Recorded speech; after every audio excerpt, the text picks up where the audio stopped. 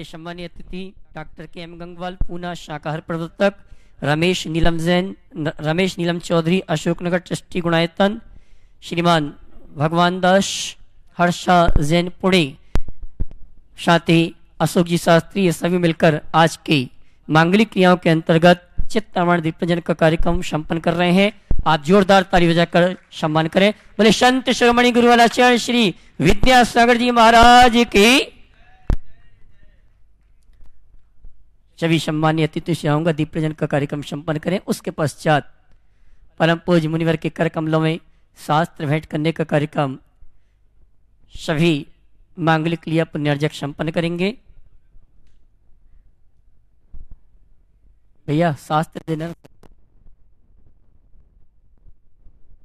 और आइए श्रीमान के.एम. गंगवाल, रमेश नीलम चौधरी अशोकनगर, भगवान दास जी हर्षा पुणे, अशोक जी शास्त्री, ये सभी आएंगे। परम पूज्य मुनिवर के कर कमलों में शास्त्र भेंट करने का कार्यक्रम संपन्न करेंगे।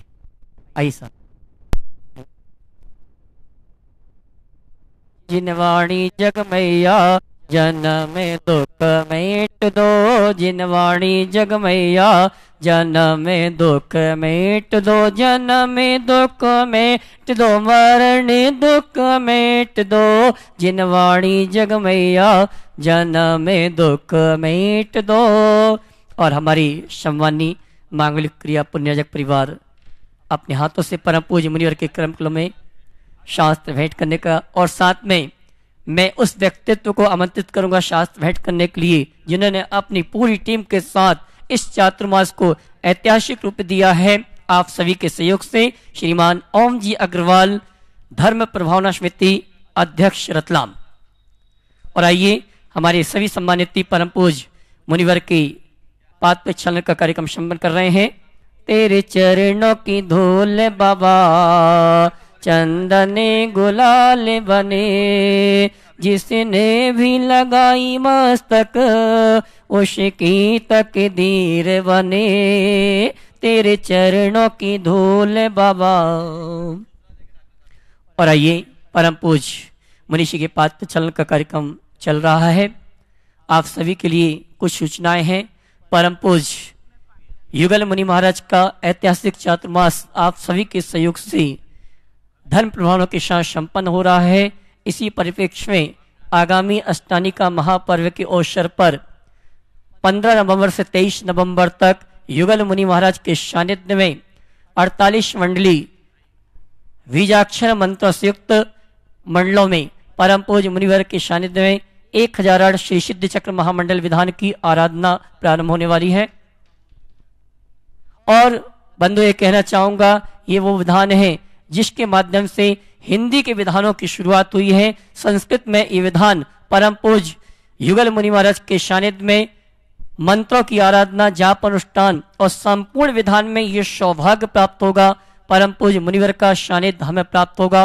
बंधु जिन्होंने मंडल में अपने परिवार के साथ उपस्थित होने का सौभाग्य प्राप्त हुआ है, धर्म प्रभावना समिति आपके लिए निमंत्रण भेज रही है। व्हाट्सएप आदि पे आपको पूरी सूचना मिलेगी, किस रूप में कैसे आना है, किस मानसिकता के साथ इस अनुष्ठान में सम्मिलित होना, ये सभी सूचनाएं कुछ ही दिनों पश्चात आप तक प्रेषित की जाएंगी। साथ ही आह्वान कर रहा हूं उन श्रावक श्राविकाओं के लिए जो अपने पूरे परिवार के साथ यहाँ पर उपस्थित नहीं हो सकते हैं, सामान्य इंद्रदानी के रूप में भी उपस्थित होकर इस अनुष्ठान का लाभ ले सकते हैं।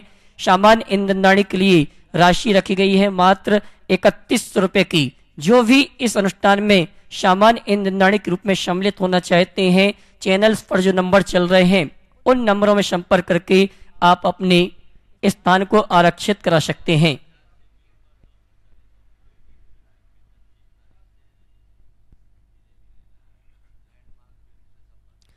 और बंधु एक बहुत ही अच्छी सूचना है। परम पूज्य गुरुवर आचार्य श्री विद्यासागर जी महाराज के व्यक्तित्व कृतित्व पर एक फिल्म तैयार हुई है विद्योदय, जिसका प्रसारण और जो 25 तारीख को रिलीज होगी परम पूज्य आचार्य श्री विद्यासागर जी महाराज के आचार्य पदारोहण दिवस के पावन अवसर पर पूरे भारतवर्ष नहीं पूरे विश्व में एक साथ रिलीज होगी। जो भी इस फिल्म को अपने नगर में थिएटर के माध्यम से जैन समाज और अन्य समाज के श्रावकों को दिखाने का सौभाग्य प्राप्त करना चाहते हैं तो वो सभी समाज के पदाधिकारी, समाजजन लैंडमार्क फिल्म से संपर्क करके आप अपने लिए अपने नगर में वो फिल्म दिखाने का सौभाग्य प्राप्त कर सकते हैं। और आइए हमारे बीच डॉक्टर के.एम. गंगवाल जी उपस्थित हैं, जिन्होंने अपना पूरा जीवन शाकाहार के लिए समर्पित किया है। मैं चाहूंगा आप अपने शब्दों के माध्यम से हम सभी को ऐसी प्रेरणा दें कि हम भी शाकाहार को अपनाते हुए जन जन में शाकाहार का प्रचार प्रसार करते हुए जैन धर्म की महती प्रभावना कर सके। Doctor KM. गंगवाल, शाकाहार प्रवर्तक, पूना।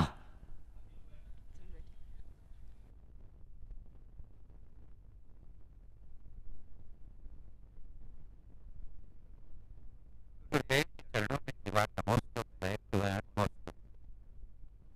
समाज के लिए के बाबा को बड़ी बाबा कहते हैं छोटी बाबा, मगर मेरे जैसे श्रावक के लिए तो विद्यासागर की बड़ी बाबा है और आप छोटे बाबा है। इसीलिए जब जब मैं बड़े बाबा के दर्शन को जाता हूँ, आपके चरणों में पहले आता हूँ और बाद में बड़े बाबा मेरे लिए जो बड़े बाबा है चरणों में जाता हूँ। आज यहाँ से खजुराहो के लिए जा रहा वहाँ यात्रा आ रही है से पैदल चलते चलते 1200 किलोमीटर दूर आ रहे हैं। उनके स्वागत के लिए और गुरुदेव को आगे करने के लिए हे गुरुदेव हमारे महाराज आप पधारे। गुरुदेव, इस वक्त एक ही बात मैं आपके सामने रखना चाहता हूँ कि golden book of world record में जो नाम मेरा दर्ज हो चुका है उसका पूरा सर्टिफिकेशन आ गया 10 दिन पहले, और वो पहला गुरुदेव के चरणों में रखा था। आज शाम को आपके चरणों में वो सर्टिफिकेट मैं अर्पण कर देना चाहता हूँ। और दूसरी बड़ी बात गुरुदेव, श्रीलंका के अंदर जो हमने अहिंसा भवन बनाया है उसके अंदर जो बर्ड हॉस्पिटल होने वाला है वो बर्ड हॉस्पिटल का काम चालू हो गया है। यह बर्ड हॉस्पिटल का नाम है विद्या प्रमाण बर्ड हॉस्पिटल।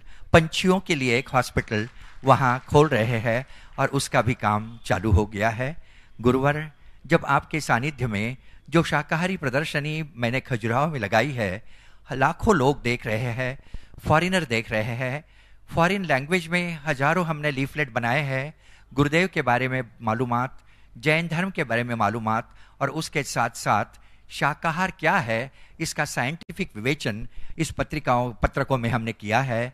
वो चाइनीज, जापानीज, फ्रेंच, स्पेनिश, अंग्रेजी, हजारों ऐसी अलग अलग लैंग्वेज में बनाया है। इसका बहुत बड़ा प्रभाव हो रहा है। हजारों विदेशी मांसाहार का त्याग कर कर शाकाहारी हो रहे हैं।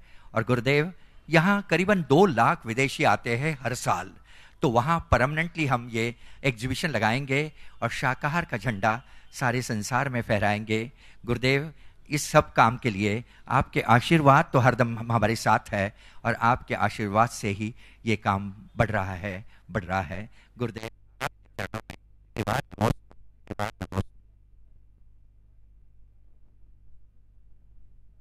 धन्यवाद गंगवाल जी। और आइए आप सभी की ओर से पूरे भारतवर्ष से जो श्रावक यहाँ पर उपस्थित हैं उन सभी की ओर से, और जिनवाणी चैनल, महावीरा चैनल और प्रमाणिक ऐप के माध्यम से जो आज के प्रवचन सुनने के लिए अपने टीवी सेट के सामने बैठे हैं, उन सभी की ओर से परम पूज्य मुनिवर के श्री चरणों में त्रिवार नमन करते हुए आज के प्रवचन के लिए निवेदन करेंगे। सभी हाथ जोड़ के तैयार हो जाएं, 3 बार नमन करेंगे, उसके पश्चात निवेदन।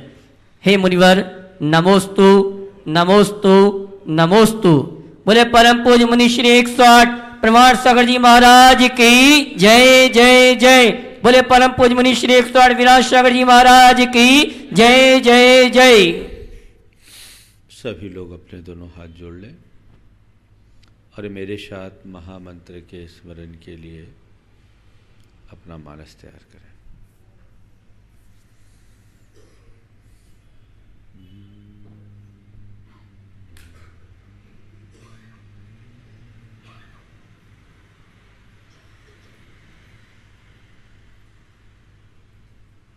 नमो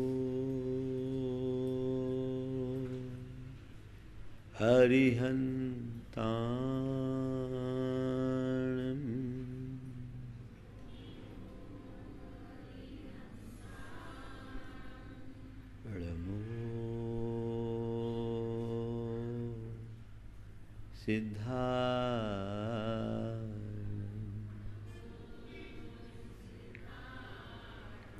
हृणमो आयरियाणम्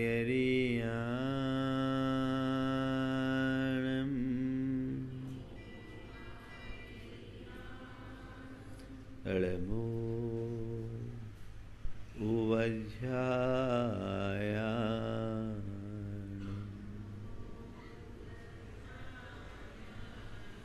हृणमो लोये सवसाहुनम्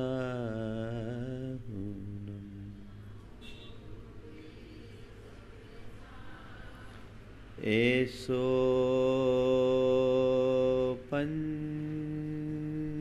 पंचीणमुयारो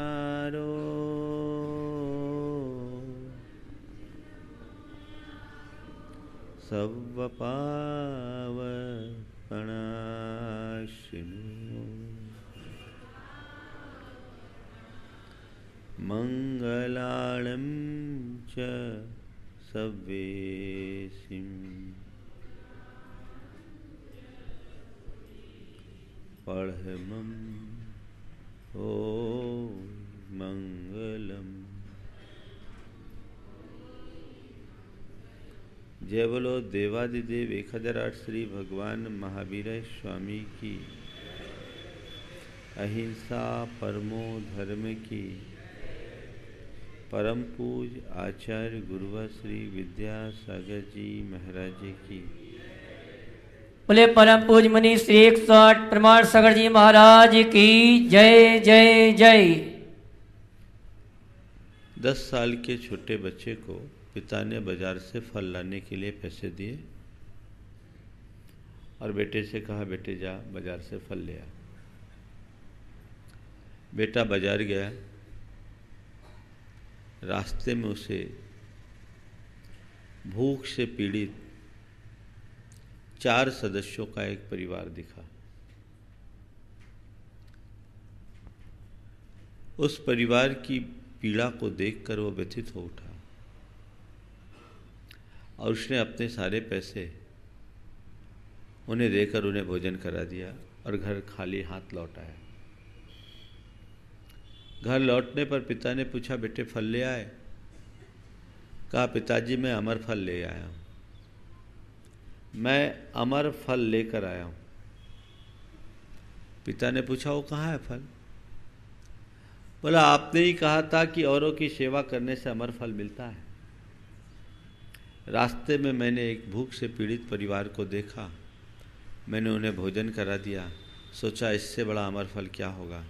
पिताजी, यदि हम फल लाते तो हम लोगों का मुंह थोड़ी देर के लिए मीठा भर होता, उनकी तो वेदना मिट गई, हमने वो कर दिया। पिता ने अपने बेटे को छाती से लगा लिया और कहा, बेटे मुझे तुमसे यही उम्मीद थी और मुझे इसकी हार्दिक प्रसन्नता है। बंधुओं, आज के संदर्भ में ये प्रसंग बहुत ही ज़्यादा प्रासंगिक है। सम्यक दर्शन का जो तीसरा लक्षण है वो अनुकंपा।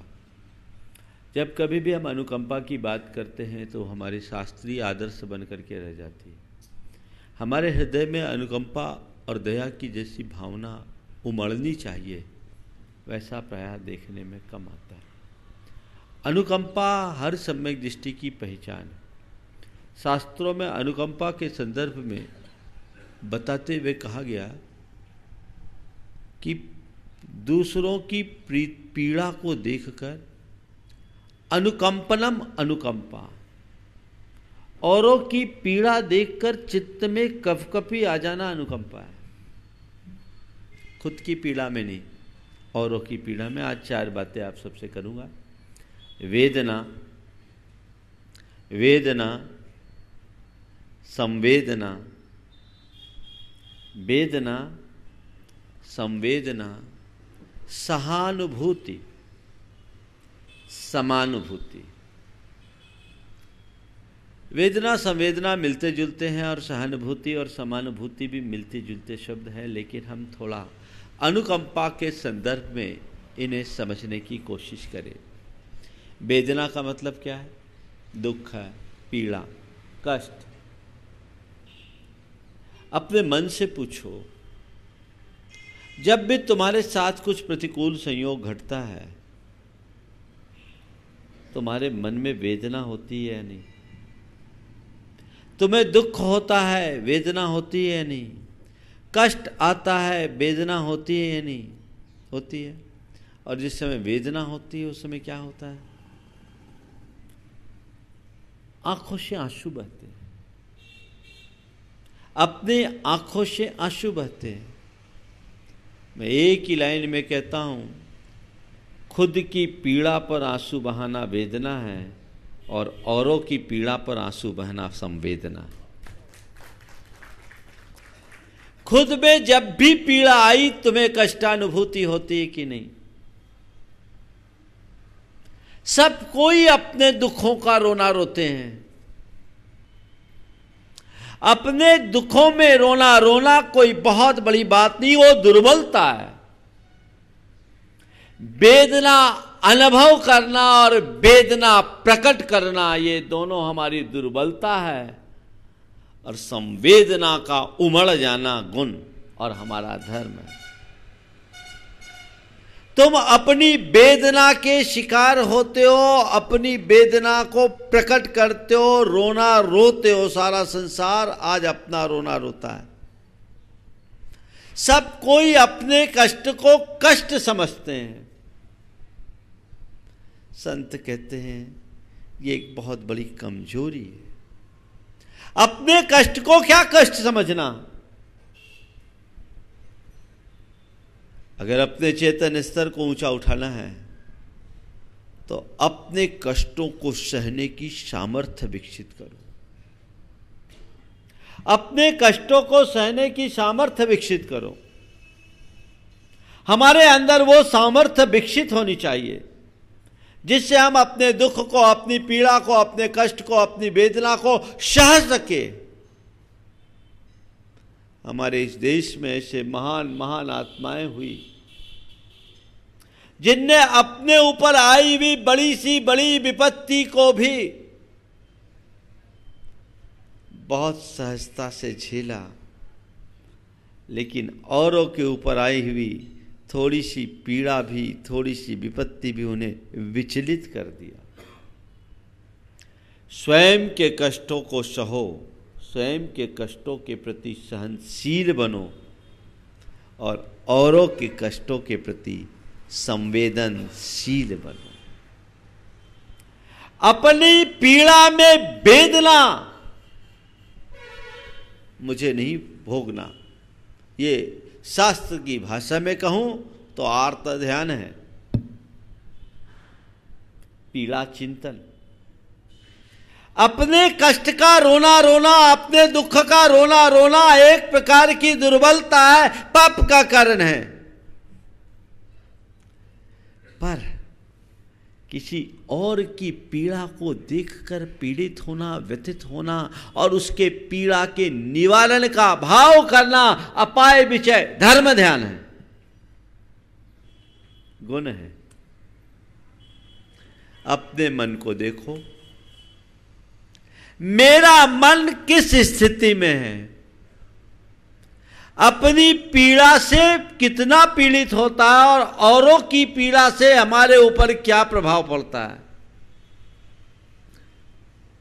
जो केवल अपनी पीड़ा की बात सोचता है वो इंसान स्वार्थी कोटि का माना जाता है, और जो अपनी पीड़ा को नजरअंदाज कर औरों की आंसू पोंछने के लिए आगे बढ़ता है वो परमार्थी होता है। आज बात उसी की जा रही है कि तुम अपनी पीड़ा से तो व्यथित होते हो, औरों की पीड़ा से भी व्यथित होने की क्षमता विकसित करो। आप अपने ऊपर कुछ भी घटता है तो व्यथित होते क्यों? क्योंकि आप अपने को अपना मानते हो। शरीर मेरा है, जीवन मेरा है, मेरे शरीर पर, मेरे जीवन पर कोई संकट आता है तो सामान्य व्यक्ति उससे दुखी होता है, और आगे बढ़े तो परिवार मेरा है, परिजन मेरे हैं, उन पर संकट आता है मन दुखी होता है। मतलब क्या है? जिसके साथ अपनत्व जुड़ता है उसके साथ घटने वाली घटना तुम्हें प्रभावित करती है। संत कहते हैं तुम्हारे अपनत्व का जितना विस्तार होगा तुम्हारी संवेदना उतनी ही विकसित होगी, और अपनत्व को जितना सीमित करोगे तुम्हारी संवेदना उतनी ही मोथली होगी। फिर वेदना होगी, संवेदना नहीं। अपनी इस वेदना को संवेदना में बदलने की कोशिश कीजिए। आंखों से आंसू बहाने की जगह औरों के आंसू पोंछने की कला विकसित कीजिए। यह हमारा धर्म है। इसी का नाम दया है, इसी का नाम अनुकंपा है। और हमने अपने शास्त्रों में पढ़ा, ऐसे अनेक आख्यान और प्रसंग हमें पढ़ने और सुनने को मिलते हैं जिसमें अनेक महापुरुषों ने अपने जीवन में घोर अभावों और संकटों का सामना किया पर उफ नहीं किए, बल्कि उस संकटापन्न स्थिति में भी औरों की सेवा और सहायता का भाव बनाए रखे। औरों की सेवा और सहायता का भाव बनाए रखे, यह हमारा धर्म है और वही हमारा कर्तव्य है। बंधुओं, आज बात मैं आपसे संवेदना की करने जा रहा हूं, जो आजकल दिनों दिन क्षीण हो रही है। अब गैरों के प्रति संवेदना रखने की बात तो बहुत दूर है, अपनों के प्रति भी संवेदना नहीं रही। एक बार एक सज्जन ने कहा कि महाराज कितना बड़ा अंतर आ गया है आज की पीढ़ी में। पहले घर में किसी को खांसी चलती थी तो बाजू वाला उसका पीठ सहलाता था। अब सास खांस रही है, बहू बाजू में बैठी है, उसको कोई फर्क नहीं पड़ रहा है। कहां जा रही है आपकी सोच? ज्यादा होगा तो बोले डॉक्टर को दिखा लो। ये अंतर, अपनत्व का दिनों दिन अभाव हो रहा है। ये हमारी मोथली होती हुई संवेदना की अभिव्यक्ति है। मेरे संपर्क में एक चिकित्सक है, शिशु रोग विशेषज्ञ। उन्होंने एक दिन अपना एक अनुभव मुझे बताया।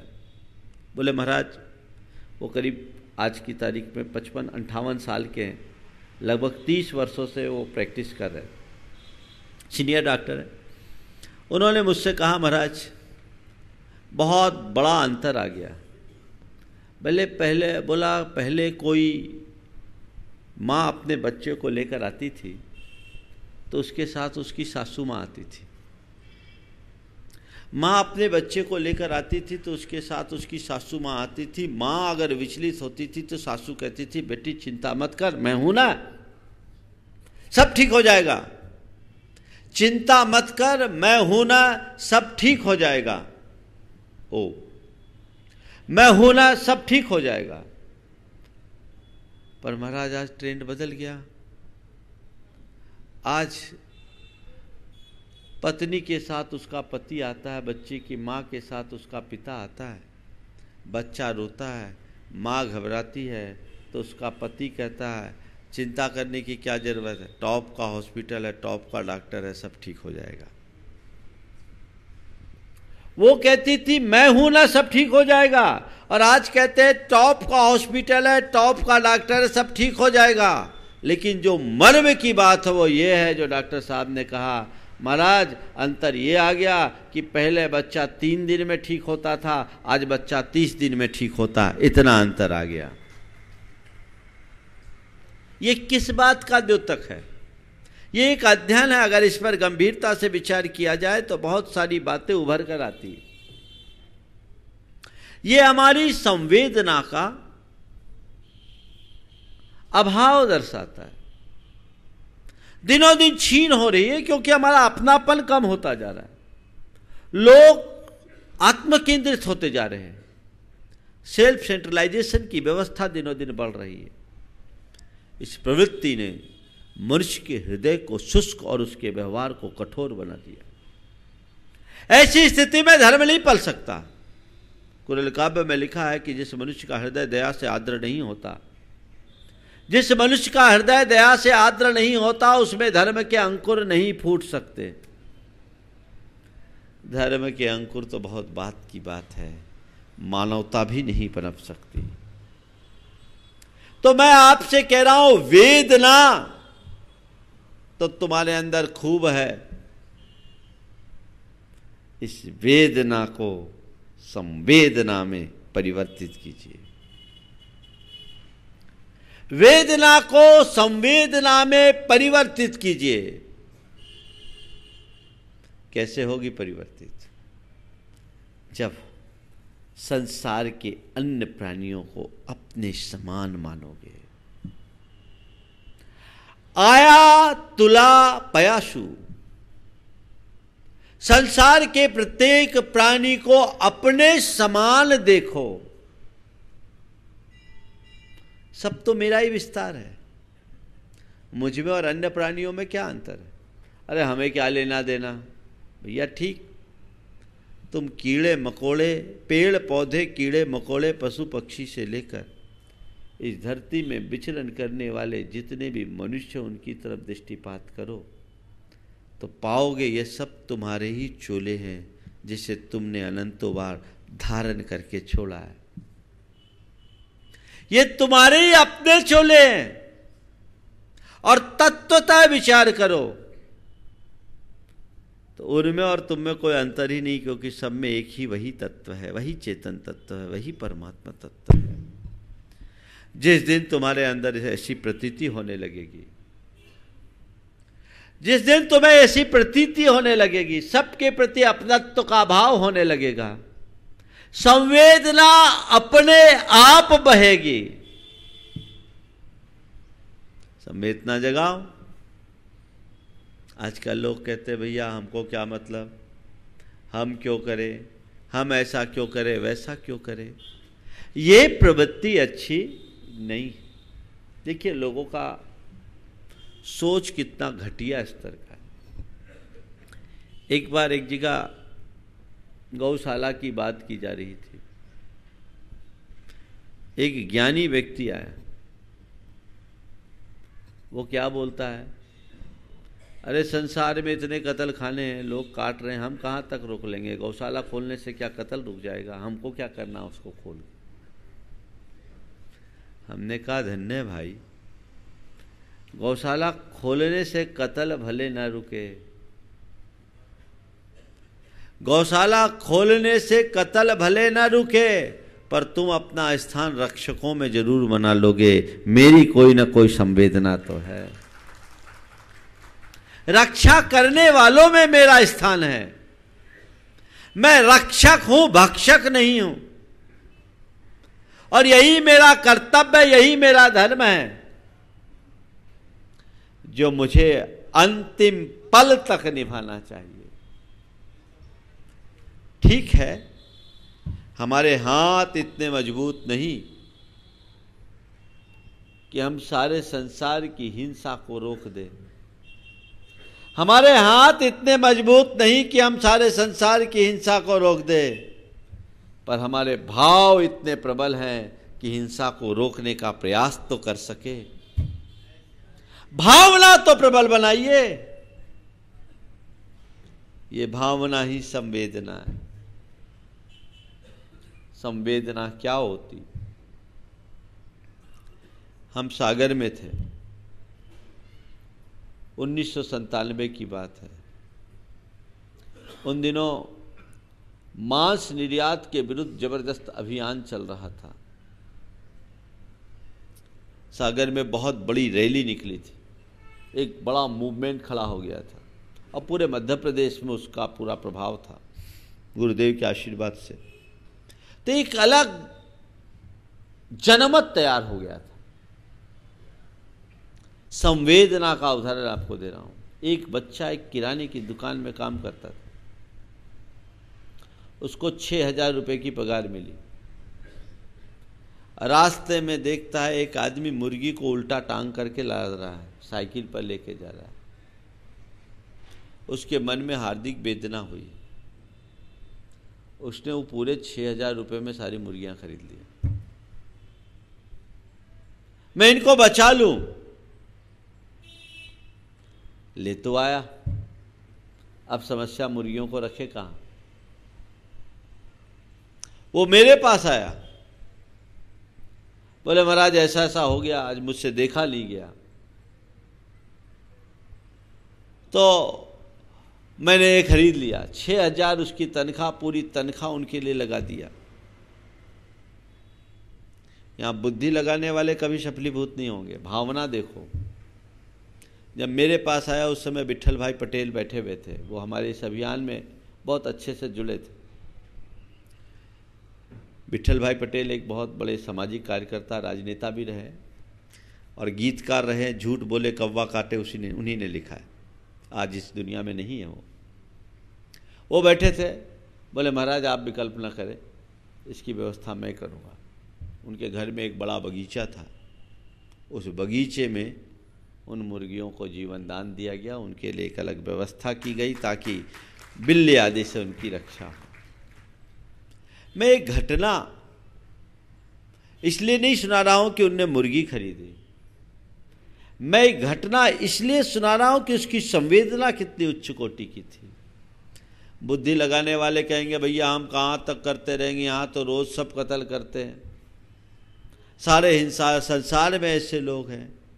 ठीक है, ये हमारा दुर्भाग्य है और ये हमारी कमजोरी असक्तता है कि हम सारे संसार की हिंसा को रोक नहीं सकते, पर संसार में हिंसा रुके ऐसी भावना तो भा सकते हैं।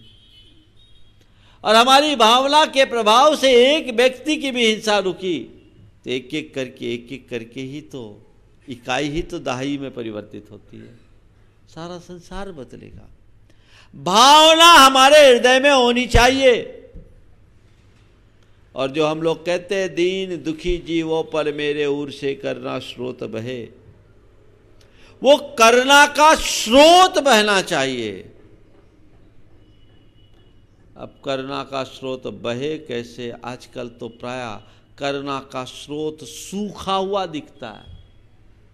करुणा सूख रही है क्योंकि मनुष्य की भावनाएं समाप्त हो रही है, बुद्धि उस पर हावी हो रही है। आज दया करुणा का काम भी कोई करे तो वो उसमें अपने वैयक्तिक लाभ की बात को पहले देखता है, जबकि ऐसा नहीं होना चाहिए। आज आप देखिए हम लोग किस संस्कृति में पले और बढ़े हुए लोग। हमारे यहाँ चूल्हे की पहली रोटी गाय के लिए निकालने की परंपरा रही। बहुत से पुराने बुजुर्ग जब भोजन करने के लिए बैठते तो एक कौर निकाल करके बाहर करते, फिर भोजन करना शुरू करते। कई लोग इसे रूढ़िवादिता मानते हैं, पर मेरे विचार से बिल्कुल रूढ़िवादिता नहीं है। ये एक बहुत बड़ा सांस्कृतिक आदर्श है। पहली रोटी गाय के लिए निकालने का मतलब है हम अपने से ज़्यादा चिंता अन्य प्राणियों की करते हैं, मुख प्राणियों के लिए करते हैं। और पहला कौर निकालने के साथ उस समय भावना ये कि मेरे भोजन का एक अंशदान संसार के अन्य प्राणियों के लिए मिले, इस धरती पर कोई भी प्राणी भूखा न रहे, सबको अन्न और भोजन मिल सके, ये भावना है। आप रोज भोजन के लिए बैठते हो, मनोनुकूल भोजन करते हो। भोजन करते वक्त कभी मन में ये ऐसा आता है कि आज तो मैं सौभाग्य से भोजन कर रहा हूँ, संसार में ऐसे भी बहुत से प्राणी होंगे जिन्हें भोजन नसीब नहीं होता। सुबह मिले तो शाम नहीं, शाम नहीं तो सुबह नहीं, मिले शाम मिले तो सुबह नहीं, और जो मिले वो भी दूसरों पर आश्रित। हे भगवान, सबको भोजन मिले, कोई भूखा ना रहे। क्या आप ऐसी प्रार्थना कर सकते हो? पहले बताओ, करते हो क्या? कितने लोग हैं करते हो? बस एक डॉक्टर साहब का और ये दूसरे पुणे वाले का हाथ आ रहा है, 2-4 नीचे हैं। मैं आपसे पूछता हूं, इस भावना को भाने में क्या लगता है? बोलो, भावना भाने में कुछ लगता है? पर भावना कब भाओगे? जब अंदर कुछ घटेगा तब। आप तो शुरू हो जाते। विचार करो, आप भोजन करते करते करते जूठा छोड़ देते। भोजन करते वक्त जूठा छोड़ने की जगह यह सोचना चाहिए कि आज मैं मनोनुकूल भोजन कर रहा हूं। संसार में ऐसे कितने प्राणी हैं जो जूठा खाने को मजबूर हो रहे हैं। हे प्रभु, कभी किसी को जूठा खाने की नौबत ना आए और कोई कभी जूठा न छोड़े। यह भावना आप नहीं रख सकते। यह भी तो एक संवेदना है कि नहीं? पर अपने मन से पूछो, अरे महाराज फुर्सत कहाँ? और अब तो आपकी संवेदना मरते जा रही है, सूखते जा रही है। क्यों? भोजन की थाली में बैठे, सामने टीवी ऑन है और आप देख रहे बम ब्लास्ट हुआ है।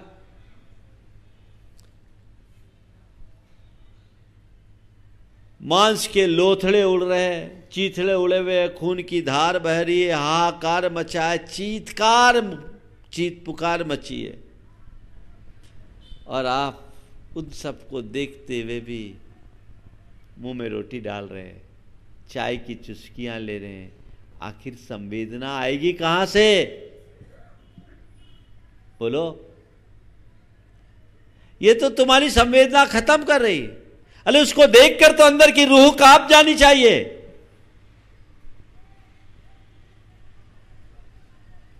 कभी विचार करते हो? इन सब बातों का दूरगामी परिणाम बहुत भयानक होता है। आज की शिक्षा हमारी संवेदना को बर्बाद करती है। आज का मीडिया हमारी संवेदना को नष्ट करता है।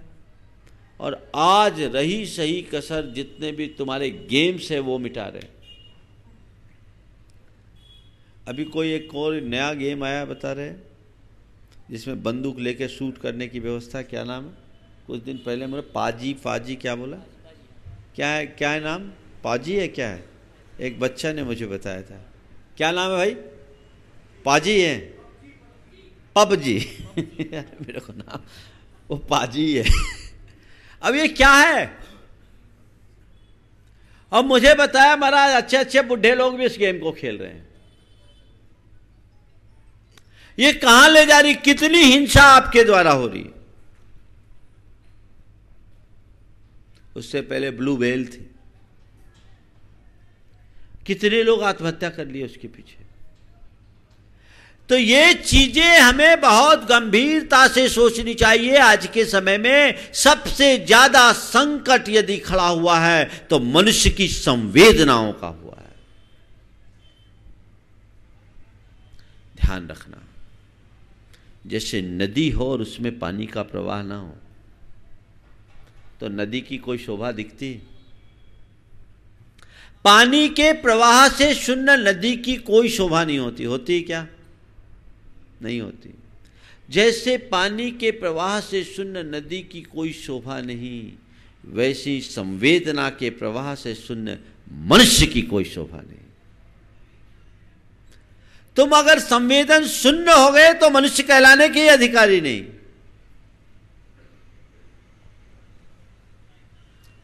पांच साल का बेटा अपने दादा किसान के साथ गांव से शहर की ओर आया।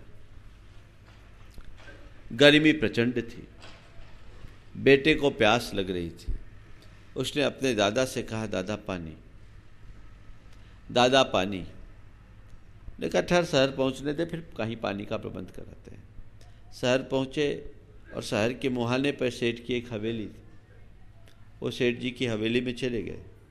सेठ जी अपना काम कर रहे थे, अखबार पढ़ रहे थे। उन्होंने कहा, सेठ जी हमारा बच्चा प्यासा है, पानी पिलाएं तो बड़ी कृपा होगी। सेठ जी हमारा बच्चा प्यासा है, अगर आप पानी पिला दे तो बड़ी कृपा होगी। सेठ जी ने चश्मा के ऊपर से देखा, कहा ठहर जाओ, बैठो, आदमी आता है, और पेपर पढ़ने में लग गया। बच्चा तो प्यास से बिल्कुल पीड़ित था। थोड़ी देर बाद फिर उसने बोला पापा पानी, दादा पानी। दादा ने कहा सेठ जी कह दिया ना आदमी आता आदमी आने दो, कह दिया ना आदमी आता है आदमी आने दो। उस किसान भाई ने अत्यंत विनम्रता से कहा सेठ जी थोड़ी देर के लिए आप ही आदमी बन जाओ ना, थोड़ी देर के लिए आप ही आदमी बन जाइए ना। मैं आपसे सवाल करता हूं उस आदमी को आदमी कैसा कहा जाए जो प्यासे को पानी न पिला सके? वो आदमी आदमी कैसे कहलाएगा जो भूखे को भोजन न करा सके? वो आदमी आदमी कैसे कहलाएगा जो समर्थ होते हुए भी किसी की पीड़ा न हर सके? आदमी तो तभी आदमी कहलाता है जब उसके अंदर औरों के प्रति संवेदना होती।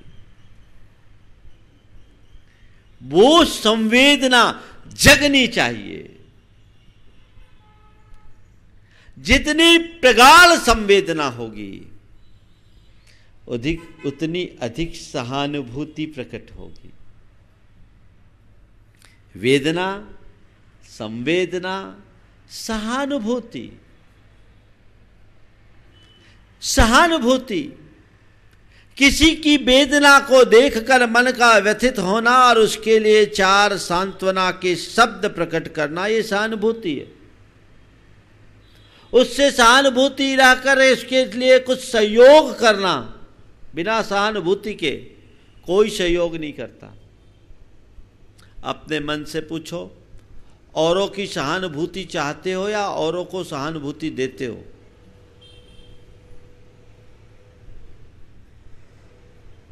औरों से सहानुभूति चाहते हो या औरों के प्रति सहानुभूति रखते हो?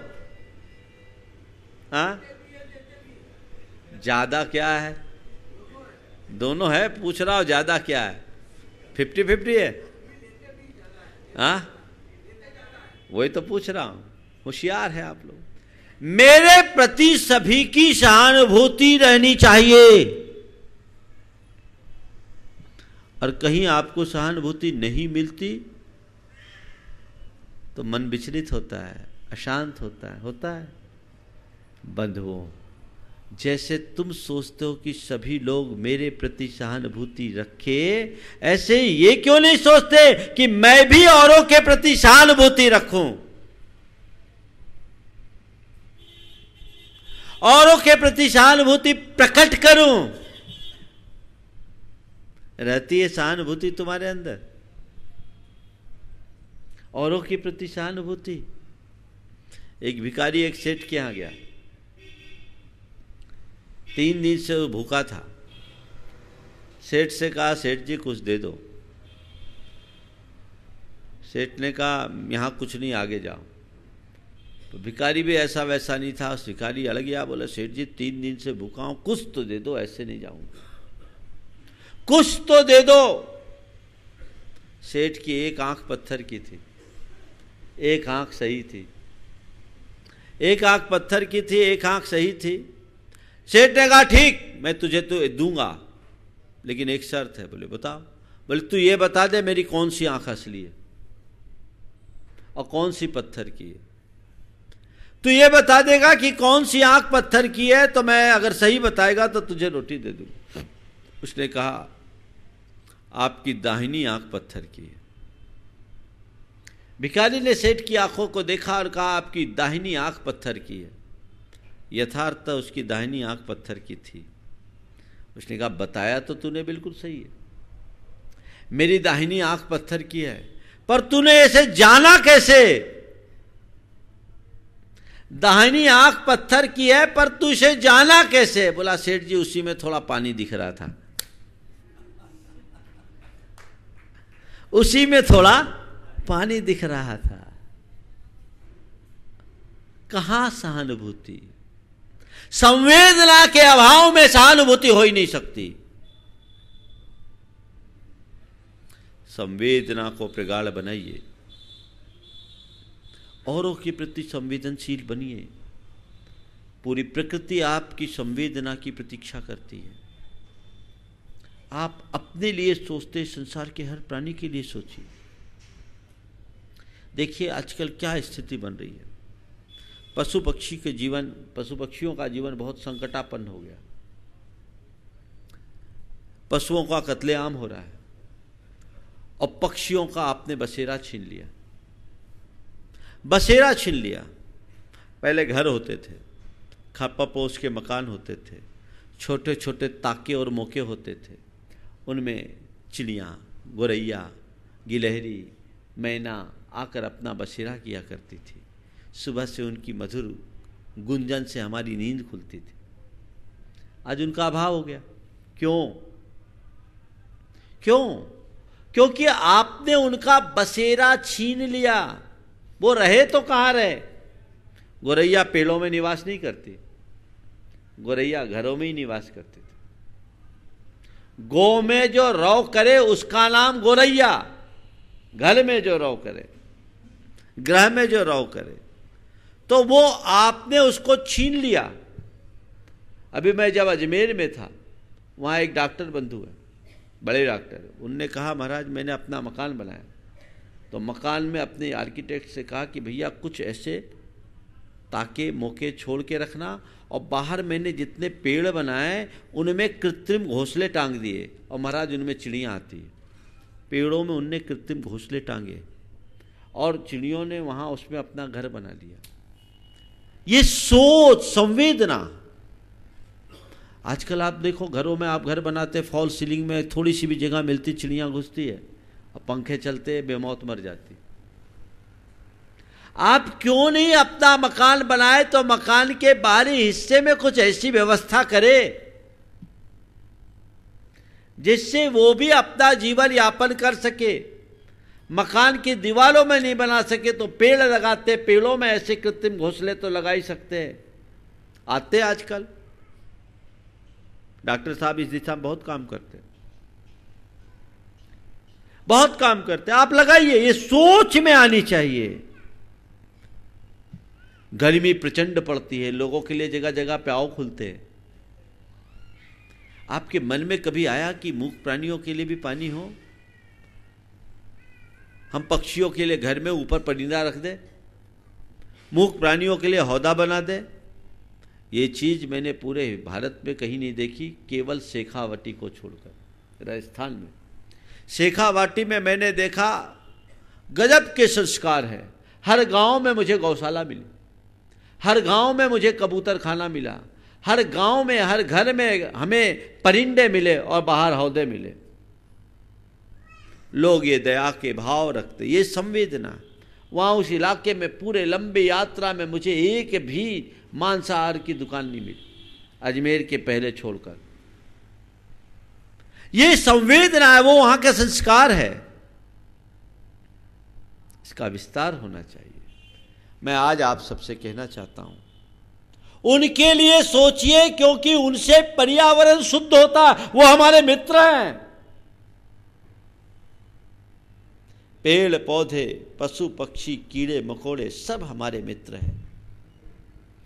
हम अगर इकोलॉजी की दृष्टि से देखें, इकोसिस्टम को ठीक करें, पारिस्थितिकी के विज्ञान को अगर हम समझें, तो ये हमारा बहुत बड़ा दायित्व है। अब कहां जाए? सबने बसेरा छीन लिया, उनकी जगह पे तुमने बड़ी बड़ी अट्टालिकाएं खड़ी कर दी। कहां रहेंगे? अब मैं कोलकाता में था तो देखा कौवा तार से अपना घोंसला बना रहा, तार से। और कहां घोंसला बना रहा है? एसी के ऊपर। कलकत्ता में अब गांव में मकान कहां? जब तार से घोंसला बनाया, एक बच्चे ने मुझसे पूछा महाराज ये तार से घोंसला बना रहे हैं, बोले अब तिनके मिलेंगे नहीं तो क्या करेंगे ये? और एसी में हमने कहा हो सकता है आज जिस मकान में ये अपना घोंसला बना रहा है किसी जन्म में उसका मालिक भी हो, कोई भरोसा है? ये आश्चर्य की बात नहीं है। आज तो तुम उसको भगा रहे हो सकता है किसी जन्म में उसका मालिक हो, और यह भी हो सकता अभी कौवा है कल इस मकान का मालिक बन जाए। ये जीवन की वास्तविकता है। संवेदना व्यापकता से समझिए,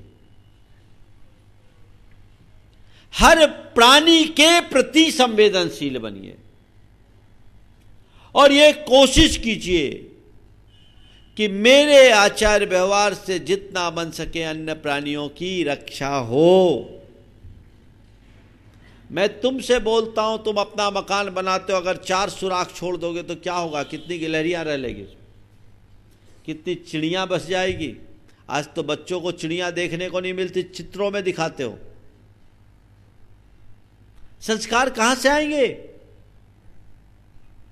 आज विभिन्न प्रकार की जो बीमारियां बढ़ रही है, जो नए नए वायरस पैदा हो रहे हैं, उसके पीछे भी शोध ये बताते हैं कि हमने बहुत सारे कीट पतंगों को नष्ट कर दिया। जो वातावरण की विषाक्तता का भक्षण करते थे वो आज नहीं रहे। वो कीड़े मकोड़े हमारे मित्र थे, हमने उनको समाप्त कर दिया अंधाधुंध कीटनाशकों का प्रयोग करके। और ये आजकल जो रेडिएशन हो रहा है, इसके कारण, आपके जितने भी मोबाइल वगैरह के टावर्स हैं उनके कारण, सैटेलाइट से भी कुछ रेडिएशंस होते होंगे। तो ये जो रेडिएशन है, इनसे बहुत नुकसान हो रहा है। तो आप कम से कम कुछ तो सहायी बनिए। मकान बनाए, एकदम पलस्तर ऐसा कर दो कि एक सुराख ना हो, घर में ऐसी एक झरोका भी अंदर नहीं आना चाहिए।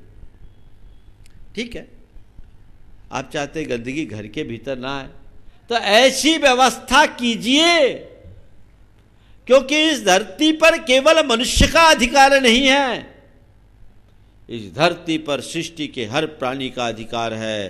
तो तुम्हें चाहिए अपने साथ उनकी भी व्यवस्था करो। सरकारें मनुष्यों के लिए उपयोगी हिदायतें तो निर्धारित करती है, पर अन्य प्राणियों के लिए नहीं।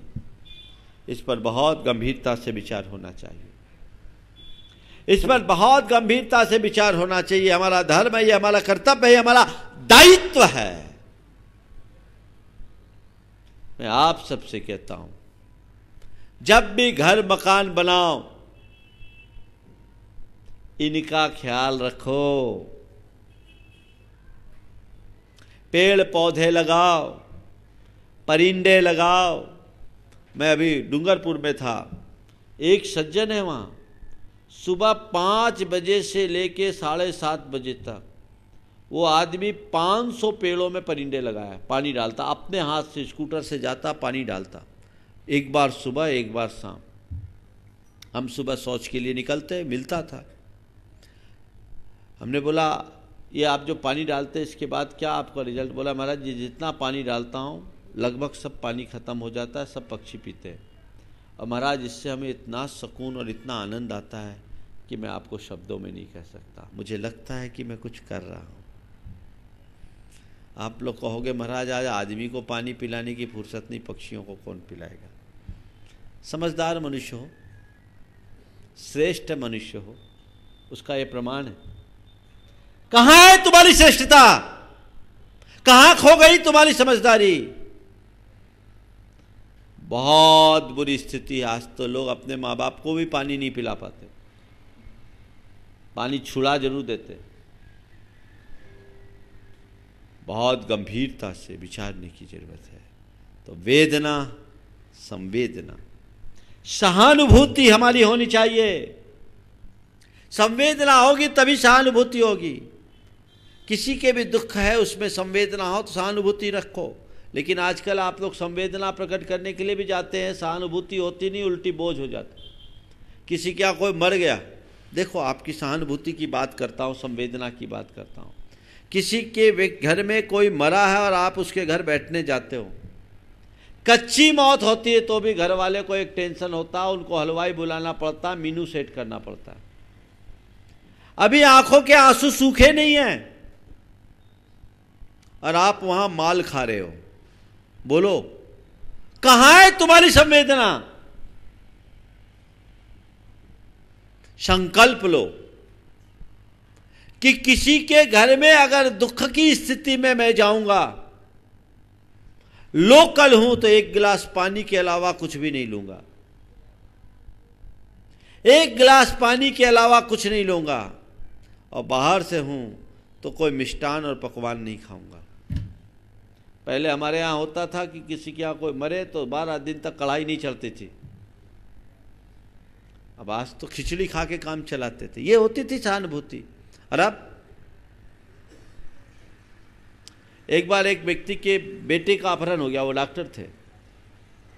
उनने बाद में बताया, बोले महाराज लोग इतने आए अब उनकी आओ भगत में हमें लगना पड़ गया, खिलाओ पिलाओ, ये करो वो करो, हमारे बेटे के लिए हालचाल पूछने के लिए आ रहे, हम तो मरे जा रहे। हमारी सांस ऊपर से ऊपर, नीचे से नीचे, नीचे की नीचे नक्सलियों ने उसको अपहरण कर लिया था, और यहां लोग आ रहे, उनकी खातिरदारी और करनी पड़ रही है। बोलो ये गलत है या नहीं? एक का जवान बच्चा मरा 28 साल का, और लोग वहां जा रहे, वहां हलवाई बिठालना पड़ रहा। क्या है ये? आपकी अपनी समझ होनी चाहिए। नहीं मुझे ये काम नहीं करना, सामने वाला कर रहा है कि नहीं कोई चिंता मत करो मैं करूंगा। एक जगह एक की मृत्यु हुई, बहुत सारे लोग उसके आने वाले हुए। उसने क्या किया, जितने लोग आए सबको अपने घर ले गया, बगल में पड़ोस में जो पड़ोसी था। बोले इस घर में अपने को कुछ नहीं, मैं आपकी व्यवस्था कर रहा हूँ, हम लोग इनके यहाँ सहानुभूति प्रकट करने के लिए आए, ये हमारा इतना ही सहयोग बहुत है। ये एक सोच है।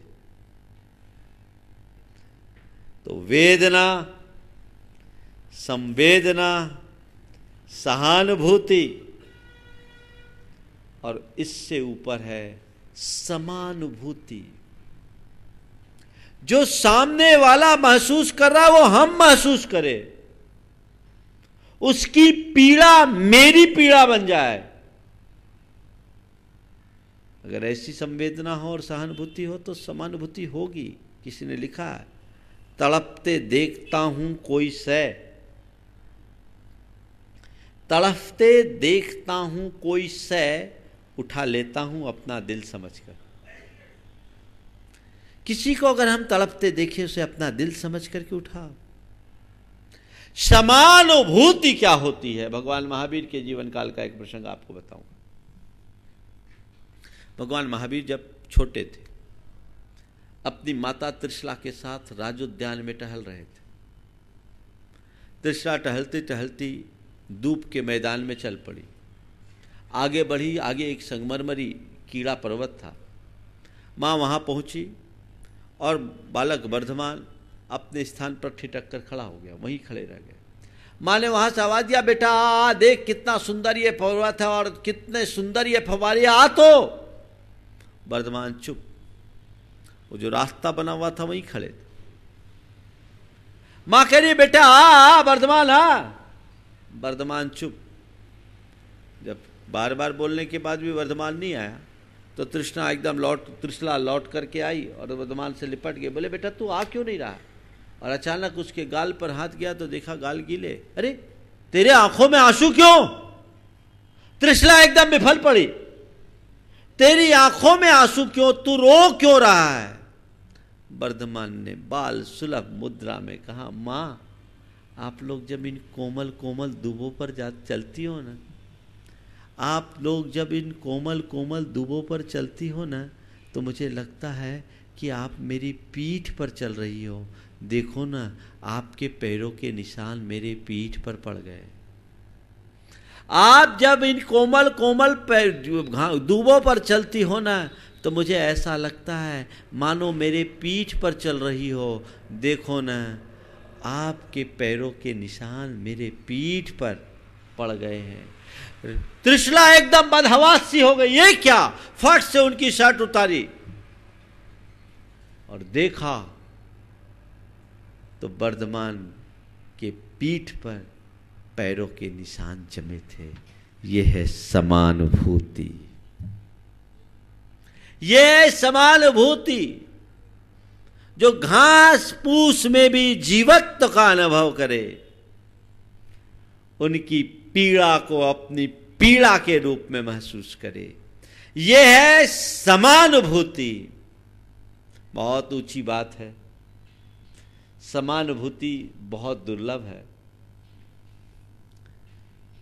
पर मैं आपसे इतना कहता हूं, कम से कम सहानुभूति तो रखिए। सहानुभूति तो रखिए। दर्द को बांट मत ना सके कोई बात नहीं, पर हम दर्द तो बनिए। अपनी सहानुभूति तो प्रकट कीजिए। आजकल सहानुभूति भी दिनों दिन कम हो रही। जड़ है संवेदना का घटना। अनुकंपा गुण हमें उसी संवेदनशीलता को प्रकटाने की बात करता है, हमें वो घटित करना चाहिए, अपने जीवन को उसी क्रम से आगे बढ़ाना चाहिए। आज डॉक्टर के.एम. गंगवाल साहब हम सबके बीच हैं। ये समाज के लिए बहुत गौरव का विषय है। इनने एक साथ 1 लाख लोगों को शाकाहारी बनाने का संकल्प लिया और इन्हें golden book of world record में स्थान मिला। ये इनके लिए नहीं, पूरे समाज के लिए गौरव का विषय है। ये हमारे समाज की विभूति है। गुरुदेव के चरणों में इनने अपनी बात को प्रकट किया और ये देश देशांतरों में जाकर इसको प्रवर्तित करते हैं। इसके पीछे अपना क्लिनिक छोड़ते हैं, सप्ताह में 3 दिन ही क्लिनिक पर बैठते हैं। अब तो शायद वो भी कम हो गया, हाँ 2 दिन बचा। चतुर्मास का 8वां चक्कर तो यहाँ का हो गया। गुरुदेव के पास कितनी बार जाते हैं आप जानते ही, हाँ 5 बार वहाँ चले गए, ये 8वां चक्कर है। ये एक भावना है और अंदर तड़प है कि मैं कुछ करूँ। हमारे देश में ऐसे अनेक चिकित्सक होंगे, लेकिन कितने जो इन सब चीज़ों पर विचार करते हैं। यदि आपके हृदय में ऐसी संवेदना जागृत हो गई तो निश्चित आप भी वह सब कुछ घटित कर सकते हैं। और एक एक व्यक्ति अगर ऐसा करने लगे तो पूरे समाज की फिजा बदल जाए, एक बहुत बड़ा परिवर्तन, क्रांतिकारी परिवर्तन घटित हो सकता है। वो परिवर्तन हम सबको घटित करने की ज़रूरत है। उस दिशा में आगे बढ़ने की हमें हमेशा प्रयास करना चाहिए। बंधुओं, अभी विद्योदय की बात आप सबसे बताई गई। कल मैंने आप सबसे चर्चा में कहा था आगामी 25 तारीख से वो रिलीज होगी। लैंडमार्क फिल्म्स ने जो उसके निर्माता है, इसे निःशुल्क उपलब्ध कराने की घोषणा की है। आप लोगों की केवल ज़रूरत है अपनी तरफ से टाकीज को आप अरेंज कीजिए और उसका जो स्थानीय खर्च है वो आपका है, बाकी उनकी तरफ से कोई खर्च की व्यवस्था नहीं है। मैं तो चाहता हूँ आगामी 25 तारीख को देश के हर 6 ग्रह में ये चलना चाहिए, जहाँ जहाँ आचार्य गुरुदेव को मानने वाले लोग हैं। इस तरह से इसको लॉन्च करें। आप सब लोग अभी से इसकी व्यवस्थाएं बनाइए, उनसे संपर्क कीजिए, उनकी तरफ से कोई कमी नहीं है। और एक बड़ी उपलब्धि हुई है कि सेंसर बोर्ड ने इसे अविकल रूप से पालित कर दिया है। जैन समाज के लिए बहुत बड़े गौरव की बात है और लैंडमार्क के माध्यम से ये हमारी समाज के लिए एक लैंडमार्क बन गया है, क्योंकि ये अब कभी कोई सेंसर की कैंची हमारी किसी धार्मिक कार्यक्रम में नहीं चल सकती। ये एक अपने लिए बहुत बड़ी बात है, ये उपलब्धि है। तो समाज के उस गौरवशाली क्षण का उपयोग करना चाहिए और हर समाज के लोगों को ये चाहिए, जाते ही आज जो ये सुन रहे हैं अपने अपने यहाँ रहने वाले टाकीजों के प्रमुखों से, संचालकों से बात करें, उनकी टाकीज को 1-2 शो के लिए हायर करें या संपर्क करने के नंबर सब चैनल पर आएंगे, उनका सब चीज़ आ रहा है सोशल, हाँ वो सारी चीज़ें हैं उनके पूरे ऐड पारस channel, Jinvani channel, Mahavira channel पर आएंगे और सोशल मीडिया के माध्यम से भी आएंगे। 25 तारीख में अभी 22-23 दिन हैं। आज से ही लोग लग जाए तो ये लगे कि एक ऐसी फिल्म जो सुपर हिट फिल्म है, क्योंकि आचार्य गुरुदेव हमारे सुपर स्टार हैं और उनके व्यक्तित्व पर आधारित फिल्म हर घर, हर शहर में, हर गाँव में संचालित होना चाहिए। ये प्रयास आप सब करेंगे। सिद्ध चक्र विधान का समय आप सबका आ ही रहा है, उसके लिए आप सब तैयारी करेंगे और मंगल भावना के लिए हम तैयार होंगे। ये मंगल भावना भी हमारी संवेदना की एक अभिव्यक्ति है। मेरे साथ आप सब मंगल भावना भाएंगे। मंगल मंगल होय जगत में सब मंगलमय होय। मंगल मंगल होय जगत में सब मंगलमय होय। इस धरती के हर प्राणी का मन मंगलमय होय। इस धरती के हर प्राणी का मन मंगलमय होय। कहीं क्लेश का लेस रहे ना दुख कहीं भी हो। कहीं क्लेश का लेस रहे ना दुख कहीं भी हो। मन में चिंता भय न सतावे रोग शोक नहीं हो। मन में चिंता भय न सतावे रोग शोक नहीं हो। नहीं बैर अभिमान हो मन में क्षोभ कभी नहीं हो। नहीं बैर अभिमान हो मन में क्षोभ कभी नहीं हो। मैत्री प्रेम का भाव रहे नित मन मंगलमय हो। मैत्री प्रेम का भाव रहे नित मन मंगलमय हो। मंगल मंगल होय जगत में सब मंगलमय हो। मंगल मंगल होय जगत में सब मंगलमय हो। इस धरती के हर प्राणी का मन मंगलमय हो। इस धरती के हर प्राणी का मन मंगलमय हो। मन का सब संताप मिटे अरु अंतर उज्ज्वल हो। मन का सब संताप मिटे और अंतर उज्ज्वल हो। राग देश और मोह मिट जाए आत्म निर्मल हो।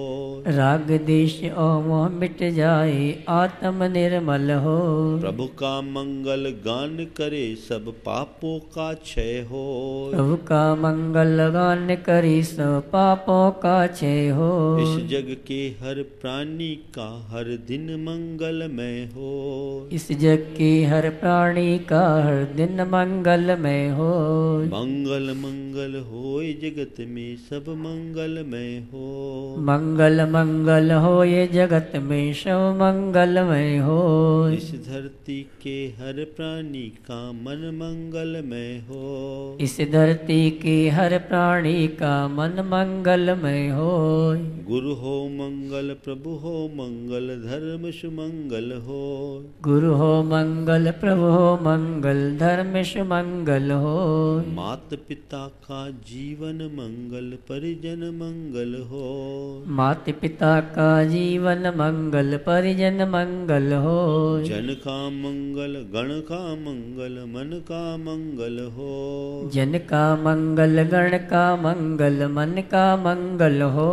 राजा प्रजा सभी का मंगल धरा धर्ममय हो। राजा प्रजा सभी का मंगल धरा धर्ममय हो। मंगल मंगल होए जगत में सब मंगलमय हो। मंगल मंगल हो ये जगत में सब मंगलमय हो। इस धरती के हर प्राणी का मन मंगलमय हो। इस धरती के हर प्राणी का मन मंगलमय हो। मंगलमय हो प्रातः हमारा रात सुमंगल हो। मंगलमय हो प्रातः हमारा रात सुमंगल हो। जीवन के हर पल हर क्षण की बात सुमंगल हो। जीवन की हर पल हर क्षण की बात सुमंगल हो। घर घर में मंगल छा जावे जन जन मंगल हो। घर घर में मंगल छा जावे जन जन मंगल हो। इस धरती का कन कन पावन औ मंगलमय हो। इस धरती का कण कण पावन औ मंगलमय हो। मंगल मंगल होए जगत में सब मंगलमय हो। मंगल मंगल हो ये जगत में सब मंगलमय हो। इस धरती के हर प्राणी का मन मंगलमय हो। इस धरती के हर प्राणी का मन मंगलमय हो। सब जग में मंगल बढ़े। सब जग में मंगल बढ़े। टले अमंगल भाव। टले अमंगल भाव। है हमारी यह भावना। हे प्रमाण की भावना। सब में हो सद्भाव। सब में हो सद्भाव। जय बोलो परम पूज्य आचार्य गुरुवर श्री विद्यासागर जी महाराज की।